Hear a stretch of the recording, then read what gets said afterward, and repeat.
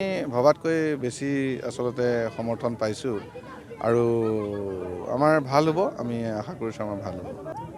কংগ্ৰেছৰ এতিয়া কি ক'ম, আমিনো কংগ্ৰেছৰ অৱস্থাটো দেখি বেয়াই লাগিছে। প্ৰতিটো ৰাজনৈতিক দলেই ঘোষণা কৰিলে, কিন্তু কংগ্ৰেছে আজিলৈকে ঘোষণা কৰিব পৰা নাই। তাৰমানে তেখেতসকলৰ কি পৰ্যায়ত আছে আপোনালোকে এতিয়া ৰাইজে বা বুজি পাইছে। তথাপিও আমি তেওঁলোকৰ এজন দলৰ কাৰোবাৰ এজনক দিব আমি আশা কৰোঁ, কাৰণ আমি ইলেকশ্যনত প্ৰতিদ্বন্দ্বিতা হোৱাটো বিচাৰোঁ। হওক, আমাৰ যাকেই নিদিয়ক তেওঁলোকৰ দলৰ পৰা আমি তেওঁলোকৰ লগতেই খেলিম। গতিকে আমাৰ তেনেকুৱা চিন্তা নাই, যোনেই নাহক, যেনেকুৱা প্ৰাৰ্থীয়ে তেওঁলোকৰ নিদিয়ক। ইয়াত ৰাইজৰ মাজত ভাৰতৰ প্ৰধানমন্ত্ৰী নৰেন্দ্ৰ মোদী ডাঙৰীয়াৰ যি সবকা সাথ সবকা বিকাশ, এই শ্লোগানে বহুত মানে ৰাইজৰ সমাদৰ পাইছে। শ্লোগানে ৰাইজ নৰেন্দ্ৰ মোদী ডাঙৰীয়াৰ লগত আছে।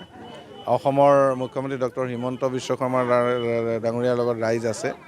গতিকে ৰাইজ পদুম ফুলৰ লগত আছে। গতিকে আমাৰ জয় নিশ্চিত হ'ব। দেখাত অৱশ্যে তেনেকুৱাই লাগিছে, কাৰণ তেওঁলোকৰ ছাৰ্ভে ৰিপৰ্টটো গম পাইছেতো।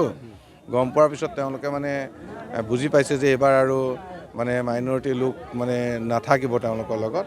আৰু আপোনালোকেও সঁচা অন্তৰত আপোনালোকেও বাতৰি লোৱা বুলি নহয়, আপোনালোকে প্ৰেক্টিকেলি আজি এই সভাখনতে চাওক। এইটো আপুনি কেতিয়াবা কল্পনা কৰিব পাৰিছিল নেকি যে এইটো অঞ্চলত এনেকৈ বিজেপিৰ মানে পদুম ফুলিব বুলি? গতিকে আজি মানুহ ওলাই আহিছে, কাৰণ মানুহে আজি বুজি পোৱা হৈছে, সকলো কথা বুজি পোৱা হৈছে।